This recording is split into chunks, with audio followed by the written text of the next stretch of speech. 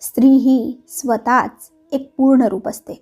यावरच आधारित असलेली एक छोटीशी बोधकथा आज आपण या व्हिडिओद्वारे जाणून घेणार आहोत. तर मंडळी, ज्या रात्री गौतम बुद्धांनी घर आणि पत्नीला सोडले त्याच रात्री त्यांना पुत्रप्राप्ती झाली.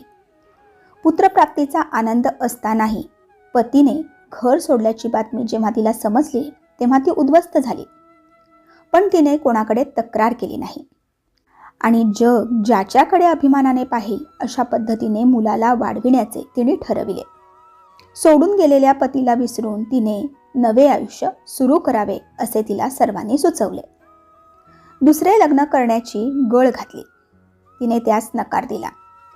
पुढे एका सुंदर सकाळी ते परत आले आणि तिच्या समोर उभे राहिले. तिने शांतपणे त्यांना विचारले, आता तुम्हाला लोक बुद्ध म्हणून ओळखतात ना?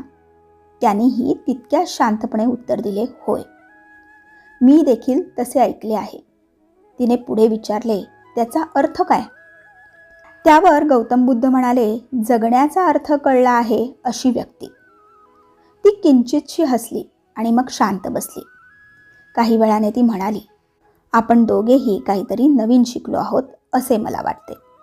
तुम्ही जे शिकला आहात त्यातून हे जग समृद्ध होईल, पण मी जे शिकले आहे ते फारसे जगापुढे येणारच नाही. मग बुद्धांनी तिला विचारले, तू काय धडा शिकलीस? तिचे डोळे चमकले. डोळ्याच्या कडा पाणावल्या होत्या.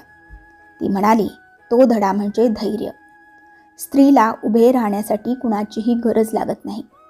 तिचे स्वतःचे व्यक्तिमत्व हे परिपूर्ण असते. ती न डगमगता कोणत्याही परिस्थितीतून खंबीरपणे मार्ग काढू शकते. हेच मी शिकले.